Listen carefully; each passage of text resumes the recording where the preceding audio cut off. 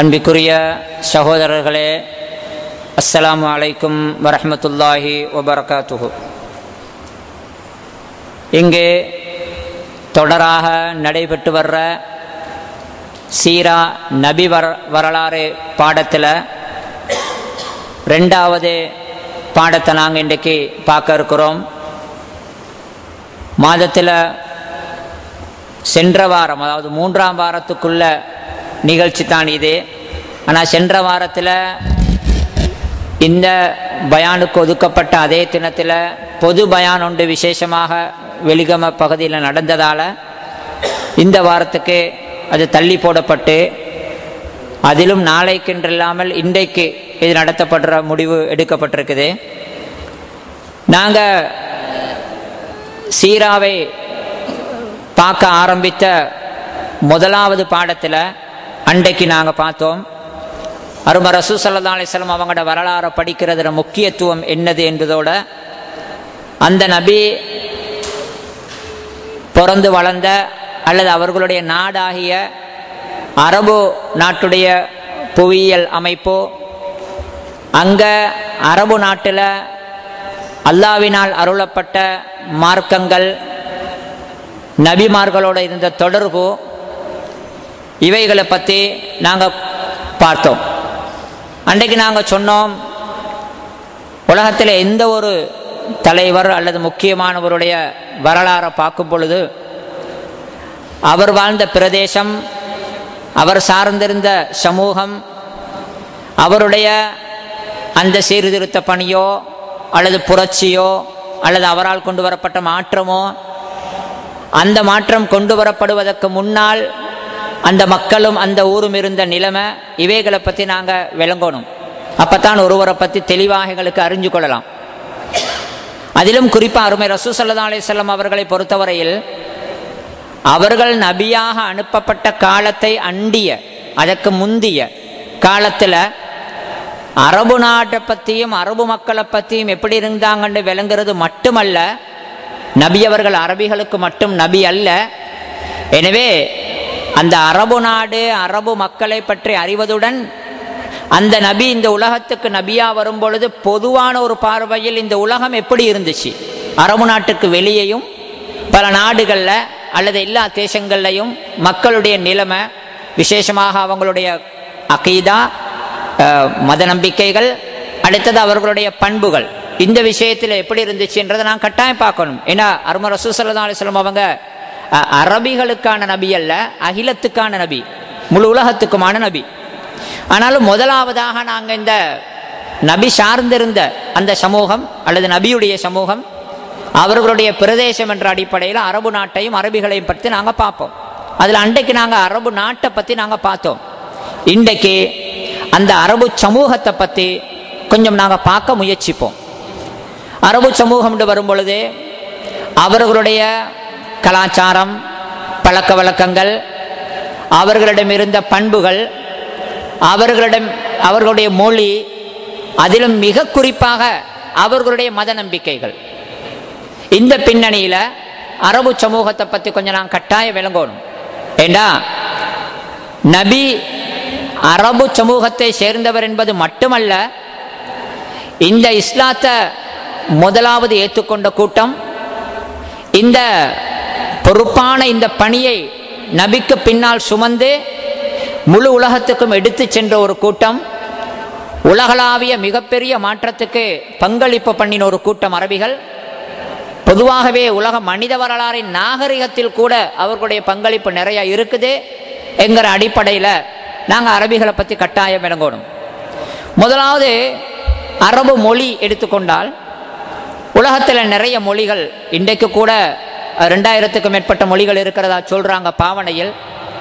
பாவனையில் வழக்கொழிந்த, பாவனையில் இல்லாத மொழிகள் நிறைய இருக்குது, விடுபட்ட போன மொழிகள். இந்த மொழிகளில் அரபு மொழிங்கிறது விசேஷமான சிறப்பான ஒரு மொழி.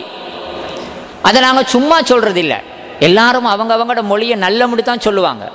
தமிழ் பேசுகிறவங்க சொல்லுவாங்க தமிழ் மொழி தான், அது கல் தோண்ட மண் தோன்ற முன் தோன்றியா அப்படி இப்படின்னா அதை பற்றி சிறப்பாக சொல்லுவாங்க. ஒவ்வொரு மொழிக்கும் அதனுடைய சிறப்புகள் இருக்குது.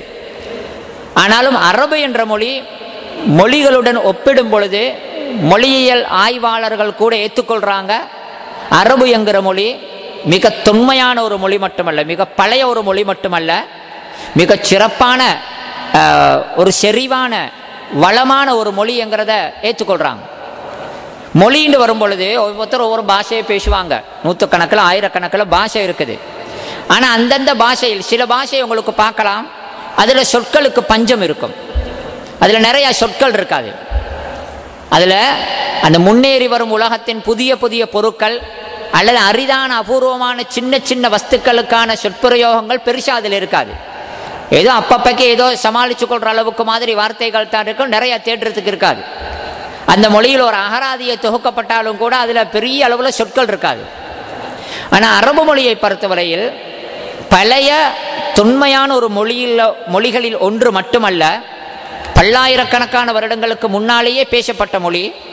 அதே நேரத்தில் அந்த மொழி ஒரு பஞ்சமான அல்லது வறட்சியான அல்லது வறுமையுள்ள ஒரு மொழி அல்ல. சில மொழி இருக்குது அப்படி, அதில் சில சாமானுக்கு சொல் இல்லை, சில பொருட்களுக்கு அதில் சொல் தேடலாது, அல்லது ஒவ்வொரு பொருளுக்கும் ஒரு சொல் மாதிரி தான் இருக்கும், சொற்கள் கம்மியாக குறைவாக இருக்கும்.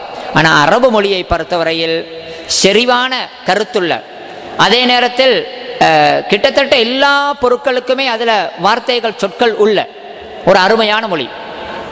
சில அரபுல பார்க்கலாம், உங்களுக்கு சில பொருட்களுக்கு அரபு மொழியிலேயே நூற்றுக்கணக்கான சொல் இருக்குது. சில பேர் சொல்றாங்க, மொழியில் ஆய்வு செய்தவர்கள், அரபுல ஒட்டகத்துக்கு 1000 சொல் இருக்கிறதாக, அரபில் ஒட்டகத்துக்கு மட்டும் குறிப்பதற்கு 1000 சொல் இருப்பதாக, வாள் என்ற ஆயுதத்தை மட்டும் குறிப்பதற்கு நூற்றுக்கணக்கான சொற்கள் இருக்குது. எனவே ஒரு பொருளுக்கே பல நூறு சொற்கள் உள்ள ஒரு செறிவான வளமான ஒரு மொழி தான் அரபு மொழி. 1400 வருஷத்துக்கு முன்னால குறிப்பாக அல் குர்ஆன் இறங்கியது அரபு மொழியில். அந்த நேரத்தில் உலகத்தில் பேசப்பட்ட மொழிகளோடு ஒப்பிட்டாலும் கூட இந்த ஆங்கிலம் எல்லாம் பொறவுதான் இந்த அளவுக்கு விரிவாகினது அல்லது இந்த அளவுக்கு வளர்ச்சி அடைந்தது. அன்றைக்கு கிட்டத்தட்ட ஆங்கிலம் இல்லாத மாதிரி ஒரு மொழி இருந்துச்சு, கொஞ்சம் அப்படி ஒரு ஆரம்ப கட்டத்தில் தான் இருந்துச்சு. ஒரு அறிஞர்கிட்ட ஒருத்தர் ஒரு கேள்வி கேட்கிறாரு, ஒரு இஸ்லாமிய ஆய்வாளர், அவர் ஒரு சிந்தனாவாதி. உலகத்தில் பல நூறு மொழிகள் இருக்க அல்லது பல்லாயிரக்கணக்கான மொழிகள் இருக்க, அரபு குர்ஆன் என்பது அரபிகளுக்கு மட்டுமல்ல, அது உலக பொதுமறை என்று சொல்வதற்கு தகுதியான எல்லாருக்குமே உள்ள பொதுவான வேதம் என்று இருக்க, அல்லாஹ் ஏன் அரபு மொழியில் அந்த குர்ஆனை இறக்கினான்? ஒரு நல்ல கேள்வியும் தான். குர்ஆன் அரபிகளுக்கு மட்டும் உள்ளதல்ல, உலகளாவிய பொதுமறை, எல்லோருக்கும் உள்ள வேதம். உலகத்தில் இன்னும் பல மொழிகளும் இருக்குது. இன்றைக்கு கூட நாங்கள் பார்த்தால் அரபு மொழியை விட ஆங்கில மொழி மிச்சம் வேகமாக பேசப்படுற, அதிகமாக புழங்கப்படுற ஒரு மொழி. அப்படி இருக்க வேறு வேறு மொழிகள் அன்று கூட இருக்க, 1400 வருடங்களுக்கு முன்னால் அன்று கூட பல மொழிகள் இருக்க, ஏன் அல்லாஹு தஆலா அரபு மொழியில் இந்த குர்ஆனை இறக்கினான்னு கேட்க அவர் ஒரு அழகான பதில் சொல்லியிருக்கிறார். அவர் சொல்லியிருக்கிறாரு, பொதுவாகவே மொழிகளில் வளமான மொழி அரபு மொழிதான். அரபு மொழியைப் போல பரந்த ஆழமான விரிவான கருத்துக்கள் உள்ள வார்த்தைகளோ சொற்றொடர்களையோ வசன அமைப்புகளையோ வேறு மொழியில காண இயலாது. அடுத்தது, அன்றைக்கு 1400 வருடங்களுக்கு முன்னாலேயே அரபு மொழி வளர்ச்சி பெற்ற முழுமையான ஒரு மொழியாக தான் இருந்துச்சு. இந்த ஆங்கிலம், ஏனைய உலகத்தில் இன்றைக்கு பிரெஞ்சு மாதிரி பிரபலமான பெரிய மொழிகள் எல்லாம் கூட அது அந்த காலத்தில் இவ்வளவு வளமாக வளர்ந்திருக்கல, பரிபூரண நிலையை அதை அடைஞ்சிருக்கல. இலக்கணத்தில் அல்லது இலக்கியத்தில் அல்லது பாஷையின் சொற்செறிவில் இப்படி பல பின்னணிகளில் அன்றைக்கு வளர்ந்திருந்த முழுமை அடைந்திருந்த மொழி அரபு மொழிதான். அடுத்தது, அரபு மொழி தான் ஆழமான கருத்துக்களுக்கு பொருத்தமான மொழி. அதனால தான் அல்லாஹ் குர்ஆன் அரபு மொழியில் இறக்கினான்னு ஒரு காரணம் சொல்றாரு. எனவே அரேபியர்கள் ஒரு சிறந்த மொழிக்கு, மிக தொன்மையான மொழிக்கு அவர்கள் சொந்தக்காரர்கள். அடுத்தது, அந்த அரபு மக்களை நாங்கள் எடுத்து பார்த்தால், அரபு மக்களுடைய பொதுவான கலாச்சாரம், அவர்களுடைய அரசியல் ஆட்சி முறைகள், அவருடைய பழக்க வழக்கங்கள், அவர்களுடைய நல்ல அதே நேரத்தில் கெட்ட பண்புகள், இப்படி பலது. அடுத்தது அவர்களுடைய மார்க்க நம்பிக்கைகள், இவைகளை நாங்கள் பார்த்தா, நான் கொஞ்சம் சுருக்கமாக பார்த்துக்கொள்வோம் ஒவ்வொன்றையும். அவர்களுடைய ஆட்சி முறை, நிர்வாக அல்லது அரசியல் ஆட்சி முறையை நாங்கள் எடுத்து பார்த்தா, அன்றைய அரேபியா ஒரு பரந்த ஒரு பெரிய நிலப்பரப்பு. அது நான் அன்றைக்கு சொன்னேன் உங்களுக்கு, அரபு நாடு, அன்றைய அரபு நாடு என்கிற அடிப்படையில் இருந்த அந்த அரேபிய தீபகப்பம் மிக விசாலமான ஒரு நிலப்பரப்பு. அந்த நிலப்பரப்புல ஆட்சி எப்படி இருந்துச்சுன்னா, ஆட்சி முறை காலத்துக்கு காலம் வித்தியாசப்படுறது. இப்போ எங்களோட ஊரில் இப்போ இருக்குது என்னது, ஒரு ஜனாதிபதி முறையிலான ஆட்சி முறை. பிரிட்டிஷில் இருக்குது பார்லிமெண்ட் முறையிலான ஆட்சி முறை, பிரதமருடைய அதிகாரத்தில் இருக்கிறது. இப்படி ஒவ்வொரு முறையில் வித்தியாசப்படும்.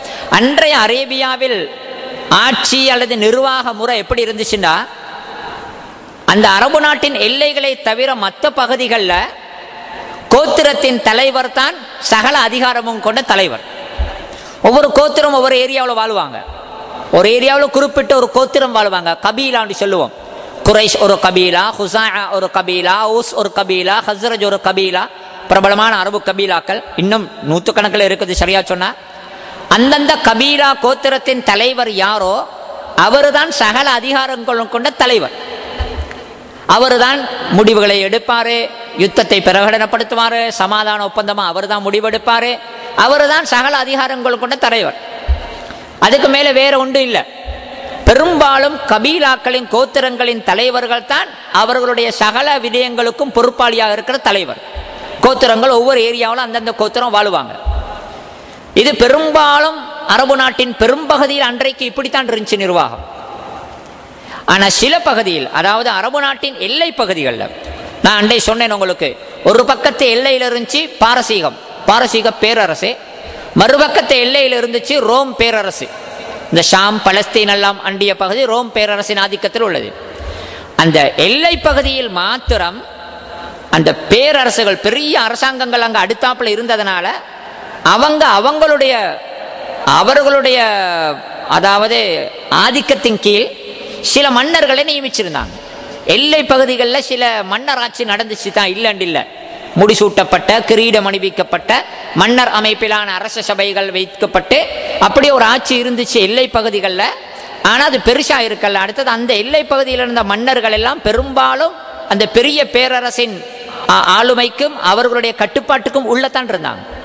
மற்றபடி அரபு நாடின் மையப்பகுதி இருக்குதே, மக்கா மதீனா இருக்கிற ஏரியாக்கள் மாதிரி, இவைகள் எல்லாம் இந்த கோத்திர முறையிலான நிர்வாக இதுக்கு தான் உட்பட்டு இருந்துச்சு. கோத்திரங்கள் என்று பார்க்கும் பொழுது நூற்றுக்கணக்கான கோத்திரங்கள் இருந்தார்கள். இதுல கோத்திரங்களுக்கு இடையில் ஏற்றத்தாழ்வுகள், சிறந்தது தரம் குறைந்தது மாதிரி கோத்திரங்கள் அடையாளப்படுத்தப்பட்டிருந்துச்சு.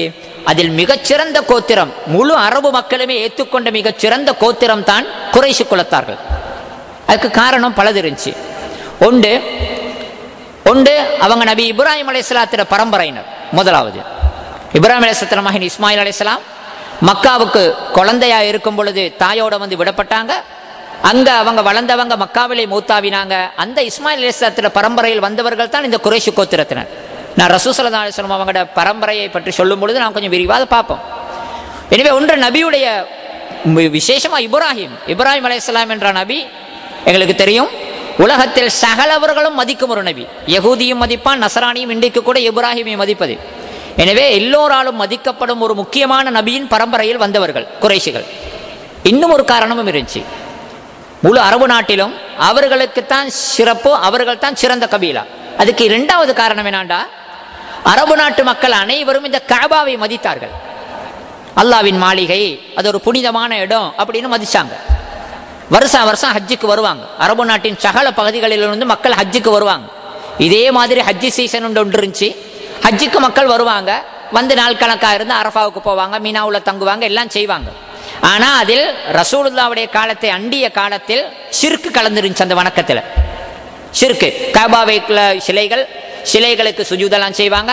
சஃபா மருவாவில் கூட 2 மலையில நாஇலா இசாஃப்னு சொல்லி 2 சிலை இருந்துச்சு. சஃபாவில் ஒரு சிலை, மருவாவில் ஒரு சிலை. அதுல சிலைகளை வைத்துக்கொண்டு சிலைகளை கண்ணியப்படுத்தும் அமைப்போடு சம்பந்தப்பட்ட ஷிர்காக மாத்தி இருந்தாங்க. அடிப்படையில் ஹஜ்ஜு தௌஹீதுடைய ஒரு அமல் இப்ராஹிம் அலைஹிஸ்ஸலாம் அறிமுகப்படுத்தினாங்க. துப்பரவான தௌஹீதுடைய அடிப்படையில் முழுமையான ஒரு அமல் உண்டது. காலப்போக்கில் இது ஷிர்க் அந்த ஊருக்கு வந்ததுனால ஹஜ்ஜிலையும் ஷிர்க கலந்துட்டாங்க. ஆனா ஹஜ்ஜு விடுபடல. ஹஜ்ஜி சீசனுக்கு எல்லாரும் வருவாங்க. கஅபாவுக்கு மிகப்பெரிய அந்தஸ்தையும் புனிதத்தையும் கொடுத்திருந்தாங்க, மிகப்பெரிய மகத்துவமானதாக கருதினாங்க. எனவே அந்த எல்லா மக்களும் வரக்கூடிய ஒரு புனிதமான இடம், அந்த இடத்துல கஅபாவை சுத்தி வாழ்ந்தவர்கள் குறைஷிகள் தான். எனவே புனிதமான கஅபாவின் அருகில் வசிப்பவர்கள் மட்டுமல்ல, அந்த கஅபாவின் நிர்வாகிகளும் இந்த குறைஷிகள் தான். கஅபாவுக்கு நிர்வாகம் இவங்கட கையில தான். எனவே புனிதமான கஅபாவை நிர்வகிப்பவர்கள், ஹஜ்ஜுக்கு பல பகுதியிலிருந்து வரக்கூடிய ஆயிரக்கணக்கான மக்களுடைய வேலைகளை பொறுப்பா எடுத்து செய்பவர்கள், நபியுடைய பரம்பரையில் வந்தவர்கள், என்ற இந்த பல பின்னணிகளின் காரணத்தினால குறைஷிகள் மிக சிறந்த மதிக்கப்படும் ஒரு கூட்டமாக இருந்தாங்க. அதனால தான் ஒரு செய்தி பார்க்கலாம், உங்களுக்கு விரிவா பேசல, ஆனாலும் கோத்திரங்களுக்கு இடையில நானா நீயாண்டு கடுமையான போட்டி. ஏண்ட கோத்திரம் தான் சிறந்தது, ஏண்ட கோத்திரத்தை சேர்ந்தவரை தான் நான் மதிப்பேன் அப்படின்ற மாதிரி ஒரு மனப்பாங்கு. குறைஷிகள் பொதுவாக நல்லவர்கள் ஏற்றுக்கொண்டதுக்குன்னா அவங்க ஒரு கோத்திரத்தை சேர்ந்தவர்கள் அடுத்த கோத்திரத்தின் தலைவருக்கு அடிபணிய ரெடி இல்லை. என்னத்தான் இருந்தாலும் கூட எங்கட கோத்திரத்தை தலைவர் தான் எங்களை கட்டுப்படுத்தணும்னு நினைக்கிறவங்க. அப்படி ஒரு பிடிவாதமான, அப்படி ஒரு ஜாஹிலியத்தனமான பிடிவாத குலவாத உணர்வு ஒன்று அவங்கள்ட்ட இருந்துச்சு. அல்லாஹ் அந்த குர்ஆன்ல கூட சொல்லலாம், ஹமியத்தல் ஜாஹிலியாண்டு. ஆனால் எனவே குறைஷ் கோத்திரம் அல்லாத ஒரு கோத்திரத்தை சார்ந்தவர் நபியாக வந்திருந்தால் அந்த அரபு நாட்டின் பல பகுதிகளை சேர்ந்தவர்களும் அந்த அவரை தலைவர் ஏற்றிருக்க மாட்டாங்க. குறைஷிகளை சேர்ந்த ஒருவர் அல்லாஹ் தெரிவு செஞ்சான். ஏன்னா ஏற்கனவே அவங்க குறைஷிகளை மதிப்பவர்கள், எல்லாரும் யாரை மதிக்காட்டியும் குறைஷிகளை மதிக்கிறவங்க. எனவே குறைஷி குலத்தில் அல்லாஹ் நபி ஒன்றை அனுப்ப அவங்க அதுக்கு கட்டுப்பட்டாங்க. வேறொரு கோத்திரமா இருந்தா அந்த கோத்திரத்தை இந்த கோத்திரத்தையும் வேறுபடுத்தி பார்த்திருப்பாங்க. அல்லாஹ் அற்புதமா ஏற்பாடு செஞ்சான் குறைஷி கோத்திரத்தில் வர. அதைத்தான் ரசூலுல்லாஹ் சொன்னாங்க, இம்மத்துமின் குறைஷ், தலைவர்கள் குறைஷில தான் வரணும். அன்றைய அரேபியாவுக்கு அதுதான் பொருத்தம்.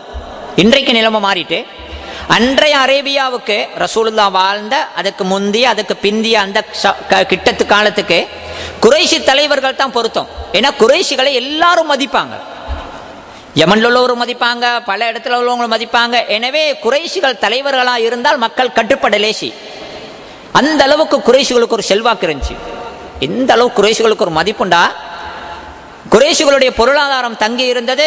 விசேஷமா மக்கா மக்களுடைய பொருளாதாரம், அவங்களோட பொருளாதாரத்தை எடுத்தா பிரதானமா பிசினஸ் தான், வேறொன்றும் இல்லை.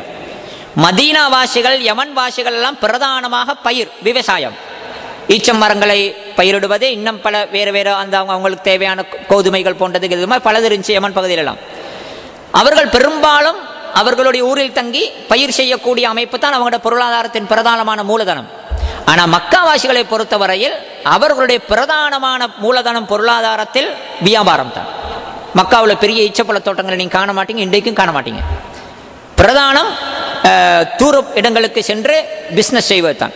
குறிப்பாக மக்காவிலிருந்து மிக தூரத்தில் இருக்கிற ஷாமுக்கு போவாங்க ஒரு சீசனுக்கு, இன்னொரு சீசனுக்கு போவாங்க மக்காவிலிருந்து நல்ல தூரத்தில் இருக்கிற யமனுக்கு போவாங்க. அல்லாஹ் குர்ஆன்ல சொல்றான், ஈலாஃபி குரைஷின் ஈலாஃபிஹிம் ரிஹ்லத்தஷ் ஷிதாஇ வஸ்ஸைஃப், நாங்க மாரி காலத்திலும் கோடை காலத்திலும் நீங்க போற அந்த பயணத்தை நாங்க உங்களுக்கு லேசாக்கி வச்சோம்ன்றத அல்லாஹ் சொல்றான். இந்த குறைஷிகள் மக்காவிலிருந்து வியாபாரத்துக்கு போகும்போது அந்த காலத்தில் நிறைய பாலைவன கொள்ளைகள் எல்லாம் நிறைய இருந்துச்சு. பாலைவனத்தில் பாதுகாப்பாக பயணம் பண்ண இல்லாது, நிறைய இடையில வழிப்பறி கொள்ளைகள் கும்பலா இருந்து கொள்ளை அடிப்பாங்க. ஆனால் இந்த நீண்ட தூரம் பயணம் குறைஷிகள் போகும் பொழுது இடையில தாண்டி போகக்கூடிய சகல ஊர்களிலும் குறைஷிகளுக்கு ஒரு மதிப்பு. நீங்க எங்க இருந்து வாரீங்க? நாங்க மக்காவாசிகள் குறைஷிகள்னா ரைட், அப்பா சரி, அவங்களுக்கு ஒரு மதிப்பு, அவங்களை கவனிச்சு அனுப்புறது அவங்களுக்கு ஒன்றும் தொந்தரவு செய்யறதில்லை. ஏன்னா கஅபாவை நிர்வகிப்பவர்கள் நபியுடைய பரம்பரையில் வந்தவர்கள். எனவே அந்த குறைஷிகளுக்கு அல்லாஹ் இப்படி ஒரு சிறப்பை வைத்தான், உண்மையிலே சிறந்த ஒரு கபீலா. அடுத்தது அவர்களுடைய மொழி கூட இப்ப சொல்லுவோமே, எல்லாரும் அரபு தான் பேசினாங்க அரபு நாட்டில். ஆனால் மொழி வழக்குகள் அந்த மொழியுடைய உச்சரிப்பு முறைகளில் மொழி பிரதேசத்துக்கு பிரதேசம் வித்தியாசப்படலாம். உதாரணமாக சொல்லுவோமே, இப்போ நாங்கள் சொல்லுவோமே இது யாழ்ப்பாணத்து தமிழ், இது மட்டக்களப்பு தமிழ், இது காலி தமிழ்னுவேமே, எல்லாமே தமிழ் தான், எல்லாரும் தமிழை தான் பேசுகிறார்கள். ஆனால் தமிழ பேச்சு வழக்கு சொற்களுடைய சில பிரயோகங்கள், தரமான தமிழ் சொல்லை பிரயோகிப்பது அல்லது வேற்று மொழியோட கலந்த சொல்லை பிரயோகிப்பதுன்னு மொழி வித்தியாசப்படுது. இப்போ நாங்கள் இன்றைக்கும் சொல்லுவோம், தமிழ் இலங்கையை பொறுத்தவரையில் தமிழ் சிறந்த தமிழ் யாழ்ப்பாணத்து தமிழ், அடுத்தது மட்டக்களப்பு. நாங்கள் ஒவ்வொன்று அடையாளப்படுத்துவோம், இது கண்டி ஸ்டைல் பாஷை, அதுவும் தமிழ் தான், இது கொழும்பு தமிழ், இது காலி விசேஷமாக அல்ல. அப்போ எல்லாரும் தமிழை பேசினாலும் அந்த தமிழ் மொழியின் அந்த பிரயோகங்களில் பிரதேச அமைப்பிலான தாக்கங்கள் இருப்பதனால் வித்தியாசப்படுவது. சில ஏரியா தமிழ் இருக்கும், அந்த தமிழ் சொன்னதுக்கேன்னா அது ஒரு ஜாய் இந்த கொட்டே தமிழ் தான், அது தமிழில் தரமான மொழி உச்சரிப்புகள் அங்கே இருக்காது, சொற்களும் இருக்காது. அது மாதிரி அரபு நாட்டில் எல்லாருமே அரபு தான் பேசினாங்க, யமனில் உள்ளவர்களும் அரபு தான் பேசினாங்க, மதீனாவில் உள்ளவர்களும் அரபு தான் பேசினாங்க, எல்லாரும் பேசினாங்க. ஆனால் அரபு மொழி வழக்குகளில் மிக தரமானதும் சிறந்ததுமான மொழியை பேசியவர்கள் மக்காவில் இருந்த அந்த குறைஷிகள் தான், குறிப்பாக மக்கத்து மக்கள். அதனால தான் மக்கா குறைஷிகளுடைய அரபு மொழி வழக்குத்தான் ஆகச்சிறந்தது. மொழியில் உங்களுக்கு விளங்கமா இருக்கும். நான் இப்ப விளங்கப்படுத்தினேன் இதை வச்சு. அதாவது எல்லாரும் அரபு பேசினாலும் அந்த வார்த்தைகளுடைய துப்புரவோ தெளிவான உச்சரிப்போ அல்லது வேற்றுமொழிகள் கலக்காமல் இருக்கும் அந்த துப்புரவான மொழி அமைப்போ இதெல்லாம் அரபுல குறைஷிகளுடைய பாஷையில நல்லா இருந்துச்சு. அந்த அடிப்படையில் கூட அவர்களுடைய பாஷைக்கு கூட சிறப்பு இருந்துச்சு. இந்த அமைப்புகள்ல குறைஷிகள் இருக்கு, அந்த கபீலா அமைப்புகள் நிறைய இருந்துச்சு. எங்களுக்கு தெரியும் பல கோத்திரங்கள். அந்த அரபு மக்களோட பொதுவான மத நம்பிக்கையை எடுத்து பார்த்தா மிச்ச முக்கியமான துண்டு அதுதான். மிச்ச முக்கியமானது அவர்களுடைய மத நம்பிக்கைகள் எப்படி இருந்துச்சுங்கிறது. அதை எடுத்து பார்த்தா நான் அன்றைக்கும் சொன்னேன் உங்களுக்கு முதலாவது பாடத்துல, அரபு நாடு வஹியுடன் சம்பந்தப்பட்ட வேதங்கள் இறக்கப்பட்டு நபிமார்கள் வந்தது அரபு நாட்டில் நடந்திருக்குது, இல்லைன்னு. ஆனா மிச்சமா நடக்கல. பலஸ்தீன் இருக்கிற ஷாம் பகுதியில் ஆயிரக்கணக்கான நபிமார்கள் வந்தார்கள். ஆனா அரபு நாட்டோட நபி ஹூத் அலைஹிஸ்ஸலாம் வந்தாங்க, நபி சாலிஹ் அலைஹிஸ்ஸலாம் வந்தாங்க. இன்றைக்கு கூட ஹூத் நபி சாலிஹ் அலைஹிஸ்ஸலாம் போன்றவங்க வாழ்ந்த ஏரியாக்களுடைய அந்த பழைய அந்த அகழ்வாராய்ச்சிகளின் மூலமாக அந்த கோட்டைகள் அவங்க இருந்த வீடுகள் எல்லாம் கண்டுபிடிக்கப்பட்டிருக்குது அரபு நாட்டு உள்ளுக்கே, இன்றைய அரேபியா உள்ளுக்கே. எனவே நபி சாலிஹ் நபி ஹூது போன்றவர்கள் வந்திருந்தார்கள். ஆனால் சொற்பமான நபிமார்கள் தான் வந்தாங்க அரபு நாட்டுள்ளுக்கு. குறிப்பாக இஸ்மாயில் அலைஹிஸ்ஸலாம் மக்காவில் வாழ்ந்தார்கள். இப்ராஹிம் அலைஹிஸ்ஸலாம் அவர்கள் சொல்லி தந்த போதனைகளுக்கு அமைய அந்த மார்க்கத்தை மக்காவில் சொல்லி மக்காவை சார்ந்த பிரதேசங்களில் அரபு நாட்டில் பொதுவாக அந்த மார்க்கத்தை பரப்பி இருந்தார்கள். ஆரம்பத்தில் அந்த இஸ்மாயில் அலைஹிஸ்ஸலாம் அவர்கள் வந்து வளர்ந்து பெரியாளாவி அவங்க தௌவா செஞ்சு அந்த பின்னணியில் அரபு நாட்டில் பரவலாகவே நபி இப்ராஹிம் அலைஹிஸ்ஸலாம் அவங்க காட்டி கொடுத்த அந்த துப்புரவான சரியான தௌஹீத் அமைப்பிலான அந்த ஈமானிய அந்த மார்க்கம் தான் இருந்துச்சு. சிலை வணக்கம் அப்படி இப்படியெல்லாம் இருக்கல. அங்குமிங்கும் யகூதியை தெரிஞ்சு நான் அன்றைக்கு உங்களுக்கு விளங்கப்படுத்தினேன். கிறிஸ்தவம் விரிஞ்சு கொஞ்சம் கொஞ்சம் மதீனா போன்ற இடங்களில் யகூதிகள் இருந்தாங்க, யமன் போன்ற பகுதிகளில் கிறிஸ்தவர்கள் கொஞ்சம் வந்திருந்தாங்க. ஆனால் மக்காவில் ஒரு புள்ள இருக்கல்ல அந்த கிறிஸ்தவர்களும் யகூதிகளும் கிட்டத்தட்ட. எனவே அங்குமிங்கும் யகூதிசம் அல்லது இந்த யகூதிய மார்க்கம் அல்லது கிறிஸ்தவம் இருந்ததுக்குன்னா பொறவு ஆரம்பத்தில் பொதுவாக இருந்தது முழுக்க முழுக்க தௌஹீத் தான். சிலை வணக்கம் கிடையாது, வேறொன்றும் கிடையாது. ஒரு முறையான அமைப்பு தான் இருந்துச்சு. அடிப்படை நசரானியத்து சிறந்த நசரானியத்தும் இருந்துச்சு ஒரு காலத்தில், முறையான கிறிஸ்தவம் இருந்துச்சு ஒரு காலத்தில். எப்படியோ ஒரு பிரதேசத்தில் இருந்துச்சு. எப்படியோ அவங்க அப்படித்தான் இருந்தாங்க. காபாவில் சிலை இருக்கல்ல, அல்லாஹ்வை மட்டும் வணங்குவது, அல்லாஹ்வை நாயனா ஏற்றுக்கொள்வது என்ற அமைப்பில் இருந்தாங்க. அப்படி இருந்து அப்படியே கொஞ்ச நாள் போக போக போக இந்த நபியோட உள்ள தொடர்பும் வேதங்களோட உள்ள தொடர்பும் தூரமாக பழசாக அவர்களில் உண்மையான தெளிவான அந்த மார்க்கத்தில் சில குழப்பங்களும் பிழைகளும் வந்து சேர தொடங்கிச்சு. அது எல்லா உம்மத்துக்கும் வந்த நோய் இதுதான். முஸ்லிம்கள் எடுத்துக்கோங்களேன், எந்த அளவுக்கு குர்ஆன் ஹதீஸை விட்டும் தூரமாகின்றார்களோ அதை பற்றிய அறிமுகம், ஹதீஸ்ல இப்படி வருது குர்ஆன்ல இப்படி வருது என்றே தெரியாது, அதை படிக்கிறது இல்லை. தூரமாக மார்க்கத்தில் இல்லாதவைகள் மார்க்கம் என்று நினைக்கப்படுவதற்கு வாய்ப்பு இருக்குது. அதனால தான் இன்றைக்கும் சில முஸ்லீம்களை பார்க்கலாம், எங்களுக்கு சில விஷயத்தை பித்அத்துகளை மார்க்கம் நினைச்சு கொண்டிருப்பாங்க. அப்ப நாங்க இல்லப்பா புகாரில் இப்படி ஹதீஸ் வருது, ரசூலுல்லாஹ் இந்த விஷயத்தை இப்படித்தான் செஞ்சிருக்கிறாங்க அப்படின்றக்குள்ள அவங்க ஆச்சரியம், அப்படி வருதான் ஹதீஸ்ல. அப்ப ஹதீஸ்ல அப்படி இருக்குன்னா அது சரிதான், இயல்பாக ஏற்றுக்கொள்வாங்க. அதுதான் பெரும்பாலானவங்க மனசை ஏற்றுக்கிறோம். காரணம் அந்த தெரியாது. அதே மாதிரி இந்த நபிமார்களுடைய வருகை மிச்சம் இந்த நின்று மிச்ச நாள் ஆகினதுனால இவங்க அப்படி காலப்போக்கில் பிந்தி வரும் பொழுது இவர்களில் அந்த சரியான ஏகத்துவத்தில் குழப்பமோ அல்லது பிழைகளோ ஏற்பட தொடங்கிச்சு. அதுவும் அந்த முசீபத்து அல்லது அந்த பெரிய ஆபத்து எப்படி வந்துச்சுன்றால், சஹீஹான ஹதீஸ் வருது, மக்காவுல தன்றிருந்தான். அதாவது அம்ர் இப்னு லுஹை என்று சொல்றது அவனுக்கு. அம்ர் இப்னு லுஹை ஹுஸாஆன்ற ஒரு கோத்திரம் இருந்தார்கள். குறைஷை போன்ற ஒரு பெரிய கோத்திரம் தான் அவங்க, மக்காவுடைய சூழலில் வாழ்ந்தவர்கள். அந்த ஹுஸாஆ கோத்திரத்தின் தலைவன் தான் இந்த அம்ர் இப்னு லுஹை. இவன் எப்படின்னா இப்ராஹிம் அலைஹிஸ்ஸலாத்துல அந்த அசல் மார்க்கம் இருக்குதே, அந்த மார்க்கத்தோட நல்ல பற்று, நல்ல வணக்கவாளி, நல்ல மார்க்கப்பற்றுள்ளவன். மக்கள் அவனை பார்ப்பதே நாங்க சாலிஹ்னு சொல்லுவோமே, சாலிஹான மனுஷன், மார்க்கப்பற்றுள்ளவரே, அல்லாஹ்வோட பயம் உள்ளவரே அப்படின்னு மார்க்கத்தை பத்தி தெளிவுள்ளவர் என்ற மாதிரி நாங்க சொல்லுவோமே. சில பேர் இவர் நல்ல மனுஷன், இவருக்கு மார்க்கம் தெரியும், இவர் மார்க்கத்தில் கவனமா நடக்கிறவரு, அப்ப அவரை பற்றி ஒரு மதிப்பு மனசுல வரும். அப்படி வந்ததன் பின்னால் அவரை எதையெல்லாம் மார்க்கம் சொல்றாரோ அதை நாங்க ஏத்துக்கிடுவோம். எங்களுக்கு அவரை பத்தி நல்ல எண்ணம், அவர் மார்க்கத்தில் நல்ல பற்றுள்ளவர். இந்த அம்ர் இப்னு லுஹை உண்மையிலே நல்ல மார்க்கப்பற்றுள்ளவன், மக்காவில் பிரபலமான ஒருவன், முக்கியமான கோத்திரத்தின் தலைவனும் கூட. மக்கள் அவரை பார்ப்பது ஒரு சாலிஹான ஒரு நல்ல மனிதனாக. இந்த அம்ரு இப்னு லுஹை என்ன செஞ்சான்டா, ஷாமுக்கு வியாபாரத்துக்கு போகும்பொழுது ஒரு முறை போனான் ஷாம் பகுதிக்கு. அங்கே ஷாம் பகுதிக்கு போன இப்போ காலம் போக போக இந்த சரியான அகீதாவுடைய இந்த அறிவுகள் குறைய குறைய இவன் ஷாமுக்கு ஒரு முறை போன நேரத்தில் பார்த்தான், ஷாம் பகுதியில் ஒரு ஏரியாவில் மக்கள் ஒரு சிலை மாதிரி ஒன்றை கல்லை மாதிரி ஒன்றை வச்சுக்கொண்டு அதை வணங்குறாங்க, அதுக்கிட்ட பிரார்த்திக்கிறாங்க, எல்லாம் பண்ணுறாங்க. அப்போ இவன் கேட்டான், இது என்ன விஷயம்னு கேட்டான். தெரியாது, இவங்களுக்கு சிலை வணக்கன்றது தெரியாது, என்ன விஷயம் இதுன்னு கேட்டான். அப்போ அவங்க சொன்னாங்க, இது இப்படித்தான், இது கடவுள்கள், இதை நாங்கள் வணங்குறோம், இவைகள் அல்லாஹ் கிட்ட எங்களுக்கு தேவைகளை சொல்லி கேட்டி தரும், நாங்கள் இதுக்கிட்ட மழை கேட்டால் மழை தரும், அப்படி கேட்டால் இப்படி தரோம், அப்படி பண்ணணும். இவன் பார்த்தான், நல்லா இருக்குது, எனக்கு ஒரு சிலை தாங்கன்னு எடுத்தான். எனக்கு ஒரு சிலை தாங்கன்னு எடுத்து மக்கத்துக்கு கொண்டு ஹுபல் என்ற பிரபலமான சிலை ஆய்த்தான். மக்காவாசிகள் மிகவும் மதித்த முக்கியமான சிலை ஹுபல் என்கிற சிலை மக்காவில்.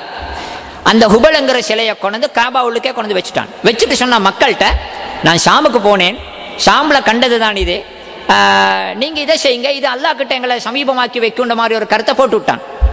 மக்களும் பார்த்தாங்க. இங்கே தான் ஒரு முக்கியமான பகுதி இருக்குதுனாண்டா, சும்மா ரஸ்தியாதக்காரன் மார்க்கம் தெரியாத ஒத்தன் ஒன்றை கொண்டு மார்க்கம்னு சொன்னா நாங்கள் உடனே தட்டிடுவோம், இந்தஹா பிரச்சனை முடிஞ்சு, உனக்கு தெரியாதப்பா, நீ உனக்கு விளங்காம பேசாதன்னு அனுப்பிட்டுருவோம். மக்கள் ஏமாறும் முக்கியமான துண்டு என்ன தெரியுமா, மார்க்கத்தை சரியாக புரியாத ஒத்தனை தெரியும் மக்கள் நினைச்சு கொண்டிருக்கிறது. இவர் சாலிஹான மனுஷே, தாடிகளோட ஜுப்பாக்களோட இருக்கிறாரு, இவர் மார்க்கத்தை தான் சொல்லுவாரா இருக்கும் அப்படின்னு நம்பிக்கொண்டிருக்கும் பொழுது அவன் பிழையை சொன்னால் மக்கள் அந்த பிழையையும் மார்க்கம் எடுத்துக்கிடுவாங்க. இங்கே தான் இந்த பிரச்சனை நடந்துச்சு. இவங்க பார்த்தா அம்ரு இப்னு லுஹை மார்க்கப்பட்டுள்ள மனுஷன், நல்ல வணக்கங்களில் ஈடுபடுற ஒரு ஆள், எனவே சாலிஹான இந்த மனுஷன் சொல்றது சரியா இருக்குமா இருக்கும்னு நினைச்சாங்க. இன்னும் உண்டு, இவர் சிலையை கொண்டு இருக்கிறார் எங்க இருந்துட்டா, ஷாம்ல இருந்து. ஷாம் என்பது எப்படிப்பட்ட ஊர் தெரியுமா, நபிமார்களின் ஊர், வேதங்களின் ஊர், சும்மா இல்ல, ஆயிரக்கணக்கான நபிமார்கள் வந்த ஊர். அப்ப இவங்க பார்த்தாங்க, அப்படியே அவர் காலில் ஓயிட்டு வந்திருக்கிறார். முந்தி அப்படித்தான் சொல்றது இல்லையா, எங்களோட கண்டி பகுதியிலாம் அப்படி சொல்லுவாங்க, காலில் ஓயிட்டு வந்தவர் என்ன சொல்றதெல்லாம் சரியா இருக்கும் மாதிரி. அந்த காலினா அப்படி ஒரு நல்ல ஓதல், தரமான ஓதல், நல்ல படிப்பு, மார்க்கம் நல்லா தெளிவா அப்படின்னு நினைக்கிறது. அது மாதிரி மனுஷர் நினைச்சாங்க, அப்படியே அப்பா இவர் குழந்தை இருக்கிறார நபிமார்கள் இருந்த பூமியில இருந்து, இது அப்ப சரியா இருக்குமா இருக்கும், ஒன்னு இது பிரச்சனை இல்லையா இருக்கும் மாதிரி அமைப்புல இது அவங்கக்கிட்ட பழக்கத்துக்கு வர தொடங்கிச்சு. பழக்கத்துக்கு வர தொடங்கியது அப்படித்தான் ஒன்று தான் முதல்ல வரும். அதற்கு பின்னால மக்கள் அவங்கள்ட எதுவெல்லாம் அழகு என்று காணுவார்களோ, விருப்பம் இருக்குமோ அது எல்லாத்திலையும் மார்க்கத்தில் கொண்டு போடுவாங்க. அம்ரு இப்னு லுஹை ஒரு சிலையை கொண்டு வச்சான். அதுக்கு பிறகு ஏட்டிக்கு போட்டிக்கெல்லாம் சிலை உருவாக தொடங்கிச்சு. மக்காவில் ஒரு சிலையா, தாய்ஃபாசிகள் பார்த்தாங்க, எங்கட ஒரு சிலை தேவை, செஞ்சாங்க, பெரிய சிலை உண்டு. இன்னும் பல ஊர்களில் செஞ்சாங்க. மிக பிரபலமான 3 சிலைகள், பெரிய சிலைகள் உருவாவிச்சு அரபு நாட்டில். மனாத்து, லாத்து, உஸ்ஸா. நான் நினைக்கிறேன் 3மே குர்ஆன்ல வருது, வருதா இருக்குமே, 3மே குர்ஆன்ல வருது, 3 பேர்களும் வருது. இன்னும் பல சிலைகளின் பேர்களும் வருது. இப்படி சிலை வணக்கம் அம்ரு இப்னு லுஹையினால தான் அரபு நாட்டுக்கு கொண்டு வரப்பட்டுச்சு. ரசூலுல்லாஹ் சொன்னாங்க, ஒரு ஹதீஸ்ல சொன்னாங்க, சையான ஹதீஸ், அவங்க சொன்னாங்க, அம்ரு இப்னு லுஹை தான் சிலை வணக்கத்தை கொண்டு வந்தவன், மறுமை நாள்ல அவன் நரகத்தில் இப்படி கடுமையாக வேதனை செய்யப்படுவான் என்றதை ரசூலுல்லாஹ் விளங்கப்படுத்திக்கிட்டு போக்கல. ரசூலுல்லாஹ் அப்படி பேசிக்கொண்டு போக்கல சொன்னாங்க, ஒரு சஹாபியை பார்த்து, அம்ரு இப்னு லுஹை உங்களோட ஷாடாண்டாங்க, உங்களை மாதிரி இருப்பான்டாங்க. இவருக்கு பயம் வந்துட்டு இவர் சொன்னார், யார சொல்ல அவனை மாதிரி இருக்கிறனால சிக்கலோ அப்படின்னு. ரசூலுல்லாஹ் சொன்னாங்க, இல்லப்பா, நீங்க மூமின், நீங்க நல்ல மூமின், அவன் சிலை வணக்கத்தை கொண்டு வந்தவனுக்கு கடுமையான வேதனை மறுமையில கொடுக்கப்படும். அம்ரு இப்னு லுஹை சிலை வணக்கத்தை மட்டுமல்ல கொண்டது, ஒரு சிலையை கொண்டுட்டு நிக்கல, ஒரு சிலை அப்படியே பரவிச்சு. மக்கள் பார்த்தாங்க, கல் இருக்குது, மண் இருக்குது, அப்ப செய்யலாம்ன்ற மாதிரி அமைப்புல கண்டதை செஞ்சாங்க. புடவையில சில செய்ய தொடங்கினாங்க. சில பேர் ஈத்தம் இந்த ஈத்த மரங்கள், ஈத்த பழங்கள் பிக்கிற சீசன் இருக்கே, பிச்சை என்ன பண்ணுவாங்க, அந்த பிச்சை ஈச்சப்பழத்தால் ஒரு சிலையை செஞ்சு வச்சுக்கிடுவாங்க. ஒரு இடத்துல ஒருத்தர் எழுதியிருக்கிறார், உமர் ரலியல்லாஹு அவர்கள் சொன்னதாக, ஜாஹிலியா காலத்தை நினைக்கும் பொழுது எனக்கு சிரிப்பும் வருது, அழுகையும் வருது. ஏண்டா நாங்க அவ்வளவு வழிகேட்டில் இருந்தோம். ஒரு முறை ஈச்சத்தோட்டத்தில் ஈச்சப்பழங்களை நாங்க வெட்டினா புதிய ஈச்சப்பழத்தால் ஒரு சிலையை செய்வோம், அதை வச்சு வணங்குவோம். அடுத்த சீசனுக்கு மறுவா ஈச்சப்பழம் மறுவா 6 மாசத்துக்கு பிறகு கிட்டத்தட்ட பிப்பமே. அப்ப இந்த பழைய அது பழசாவிருமே, அதை திண்டுட்டு அதில் இடத்துல புதிய ஈச்சப்பழத்தில் இன்னொரு சிலையை செஞ்சு வைப்போம்டாங்க. அந்த அளவுக்கு அறிவீனம், அந்த அளவுக்கு மடத்தனம் இருந்தது சிலை வணக்கத்தில். சிலை பரவிச்சு சாதாரணமாக இல்லை. எந்த அளவுனா, ரசூலுல்லாஹ் மக்காவை வெற்றி கொள்ளும் பொழுது 360 சிலைகள் காபாவிலேயே அடுக்கி வைக்கப்பட்டிருந்துச்சு. வீட்டுக்கு வீடு, ஊருக்கு ஊர், தெருவுக்கு தெருவல்ல, ஒவ்வொரு வீட்டுக்கு ஒவ்வொரு சிலை. குலதெய்வங்களை இந்துக்கள் வணங்குவதை போல அவங்க அப்படி உருவாக்க தொடங்கினாங்க. சிலை வணக்கத்தோடு மட்டும் நிக்கல. இது அம்ர் இப்னு லுஹை வித்தியாசமான பல சட்டங்களை கொண்டான். இப்ராஹிம் அலைஹிஸ்ஸலாம் சொல்லிக் கொடுத்த மார்க்கத்தில் இல்லாத புதிய புதிய சட்டங்கள், அல்லாஹ் சொல்லாத சட்டங்களை எல்லாம் கொண்டான். இதை புனிதம் உண்டான், இது இது ஹராம் உண்டான், இது ஹலால் என்றான். மிருகங்களில் சில மிருகங்களுடைய இந்த புனிதத்துவத்தை ஏற்படுத்தினான். மா ஜஅலல்லாஹு மின் சாயிபத்தின் வலா வசீலத்தின் வலா ஹாமின், குர்ஆன்ல ஒரு இடத்துல அந்த ஆயத்து வருது. மிருகங்களுக்கெல்லாம் புனிதங்களை கொடுக்க தொடங்கினான். ஏன்னா அவங்களோட பிரதானமான உண்டு ஒட்டகம். அவங்களுக்கு ஒட்டகம் எல்லாத்துக்கும் உதவுற, வாகனத்துக்கும் அதுதான், சாப்பாட்டுக்கு இறைச்சியும் அதுதான், இப்படி பலதுக்கும் ஒட்டகம் தான், சாமான்களை இழுக்கிறதுக்கும் அதுதான். அப்ப இந்த ஒட்டகத்துல பார்த்தாங்க, இந்த ஒட்டகம் இவ்வளவு எல்லாம் எங்களுக்கு புரோஷனம் தருதுன்ற அடிப்படையில் சில ஒட்டகங்களை புனிதப்படுத்தினான். உதாரணமா எங்களுக்கு தெரியும், இந்த மனுஷர்ல தானே இந்த பொம்புல புள்ள பெத்தா விருப்பம் இல்லை மனுஷருக்கு, புரோஷனம் குறைவு, அதால பொறுப்பு கூட அப்படின்னு. ஆனா மிருகத்துல ஒரு மாட்டை வளர்க்குறவனுக்கும் சரியான புரியும், மாடு பொட்டை குட்டி போட்டா புரியும், கிடாய் பெத்தா இல்ல பொட்டை. ஏன்னா மனுஷர்ல தான் பொம்புல புள்ள கிடைச்சா கவலை, புரோஷனம் போதாது, பாரம் மிச்சம், பொறுப்பு மிச்சம், அப்படி இப்படின்ட்டு. ஆனா மிருகங்களில் பொட்டை அதாவது இருக்குதே, அந்த பெண்ணுக்கு தான் மதிப்பு கூட. ஏன்னா ரெண்டு காரணம், அதுல பால் வரும், அடுத்தது அது குட்டி போடும். எனவே இந்த அது பொதுவா எல்லாம் இப்ப எல்லாம் அப்படித்தானே. அப்ப அந்த அரபு நாட்டில் அவன் பார்த்தான், மிருகங்கள்ல ஒட்டகம் தொடர்ந்து உதாரணமா 8-10 பொட்டு குட்டிகளை போட்டால் அதற்கு பின்னால் அந்த ஒட்டகம் அந்த அந்த அவ்வளவு குட்டி போட்ட அந்த தாய் ஒட்டகம் புனித ஒட்டகம் அப்படின்னு ஒரு சட்டத்தை கொண்டான். அதை யாரும் அறுக்கக்கூடாது, யாரும் அதை தின்னக்கூடாது, அதுல ஏறி யாரும் பயணம் பண்ணக்கூடாது, அது புனிதமான ஒரு பொருள் மாதிரி ஒரு சட்டத்தை கொண்டான். அல்லாஹ் குர்ஆன்ல சொல்றான், இது அல்லாஹ் சொல்லாத சட்டங்கள். இதை கூட ஆரம்பத்தில் ஏற்படுத்தியது அம்ர் இப்னு லுஹை தான். இப்படி இது மட்டுமல்ல, எங்களுக்கு பொதுவாக நாங்கள் தெரிஞ்சிருக்கிறோம், அந்த அரபு மக்கள் இந்த சிலை வணக்கம் அல்லது இணை வைத்தல் என்றதோட சம்பந்தமாக நிறைய சட்டங்களை அல்லது நிறைய பழக்கங்களை கொண்டு வந்தாங்க. எல்லாமே பிழைகள். இது மட்டும் இல்ல, பொதுவாகவே அந்த அந்த மக்கள் கிட்ட சிலை வணக்கம் பரவுறதோட சாதாரண அம்ர் இப்னு லுஹை மக்காவுக்கு முதலாவதாக சிலை வணக்கத்தை கொண்டது எந்த கால பிரிவுலன்னு பார்த்தால், சில ஆய்வாளர்கள் சொல்றாங்க ரசூலுல்லாஹ் நபியா வருவதற்கு கிட்டத்தட்ட ஒரு 400-450 வருஷத்துக்கு முன்னால. ரசூலுல்லாஹ் நபியா வருவதற்கு ஒரு 400 அல்லது 450 வருஷத்துக்கு முன்னாலேயே முதலாவதாக மக்காவுக்கு சிலை வணக்கம் வந்தது. ரசூலுல்லாஹ் நபியா வரும் பொழுது அரபு நாடு முழுக்க சிலை வணக்கம் பரவி இருந்துச்சு. அதே நேரத்தில் சிலை வணக்கம் பிரதானமான பிழை. அது போக அவங்கக்கிட்ட பல தவறான நம்பிக்கைகள் அல்லது பிழையான பழக்க வழக்கங்கள், மோசமான பொடிவாதங்கள், இவைகள் எல்லாம் இருந்துச்சு. எங்களுக்கு தெரியும் அரபு மக்களுடைய அந்த இதுகளை நான் கொஞ்சம் தொடர்ந்து அடுத்த இதுகளில் ஏழும்னா அந்த ஜாஹிலியா காலம் என்கிற அந்த அறியப்பட்ட, அல்லாஹ் குர்ஆன்லே சொல்றானே ஜாஹிலியத்துன்னு சொல்லி, அந்த அரபு மக்களின் அந்த ஜாஹிலியா காலம் அறியப்பட்ட அந்த அறிவீன காலத்தில் அவர்களிடம் இருந்த அந்த மோசமான பழக்கங்களும், அதோட இன்னொரு முக்கியமான விஷயம் இருக்குது. என்னண்டா, என்னதான் சிலை வணக்கம் வணங்கினாலும், என்னதான் அறிவீன மக்கள் என்று சொல்லப்படும் அளவுக்கு மோசமான பழக்க வழக்கங்களும் நம்பிக்கைகளும் அவர்கள்ட்ட இருந்தாலும், அந்த அரபு மக்களிடம் இருந்த சில சிறப்புகள் இருக்குது, ஸ்பெஷல் குவாலிட்டிகள் கொஞ்சம் இருக்குது அவங்கள்ட்ட. அது என்ன என்பது அது மிச்சம் முக்கியம். ஏண்டா இவ்வளவு மோசமான மட்டமான கொள்கைகளோ அல்லது பழக்கங்களோ இருக்கும் அந்த மக்களிடத்தில் தான் அல்லாஹ் முதலாவது அந்த நம்பியை அனுப்புறான். ஒரு மாதிரி யோசிச்சா மிச்சம் திருத்தப்பட வேண்டியவர்கள் மிச்சம் மோசமா இருக்கிறாங்க. இன்னொரு மாதிரி யோசிச்சா அந்த நபி கொடுக்கும் மார்க்கத்தை முதலாவது விளங்க போறது அவங்க தான். நபிக்கு பின்னால் அந்த மார்க்கத்தை தூக்கி கொண்டு உலகத்துக்கு கொண்டு போறது அவங்க தான். எனவே நபிக்கு விசுவாசமான, கொள்கைக்கு பற்றுள்ள, அந்த கொள்கைக்காக எதையும் தியாகம் செய்யக்கூடிய சிறந்த ஒரு கூட்டத்தில் தான் அது கொடுக்கப்படணும். அப்ப யாராவது யோசிக்கலாம், மோசமான அரபு மக்கள் அவ்வளவு மோசமா இருக்கும் பொழுது இவ்வளவு பெரிய ஒரு பொறுப்பு, இவ்வளவு பெரிய ஒரு மார்க்கத்தை அல்லாஹ் முதலாவது அந்த மக்களுக்கு ஏன் கொடுத்தான்? உண்மையிலே அதுக்கு நுணுக்கமான பல காரணங்கள் இருந்துச்சு. அல்லாஹ் அதனால தான் அவர்களை தெரிவு செஞ்சான். இந்த உலகத்தில் இந்த இஸ்லாத்தை முதலாவது ஏற்றுக்கொள்ளவும், இந்த கொள்கை தூக்கி கொண்டு முழு உலகத்துக்கு போறதுக்கும் உள்ள பலமும், அதற்கான மன உறுதியும், அதற்கான தியாக உணர்வும் அந்த மக்கள்கிட்ட தான் இருந்துச்சு. இன்றைக்கு கூட அரபிகள்கிட்ட இருக்கிற அளவுக்கு ஒரு கொள்கைப்பற்று அதை தூக்கி கொண்டு முழு உலகத்துக்கும் போற அந்த வேகம் வேற எந்த ஒரு மக்கள்கிட்டையும் இன்றைக்கு கூட உலகத்தில் இல்லை. காரணம், இயல்பாகவே அரபு மக்களுடைய இரத்தத்தில் இருந்த சில நல்ல பண்புகள். நாங்கள் அதுகளையும் கொஞ்சம் பார்ப்போம். இன்றைக்கு நேரம் கூடவும் பேத்துட்டு எனவே இன்ஷால்லா அடுத்த இதில் பார்ப்போம், முடிச்சுக்கொள்வோம் இன்றைக்கு. சுப்ஹானக்கல்லாஹும்ம பிஹம்திக அஷ்ஹது அல்லா இலாஹா இல்லா அன்த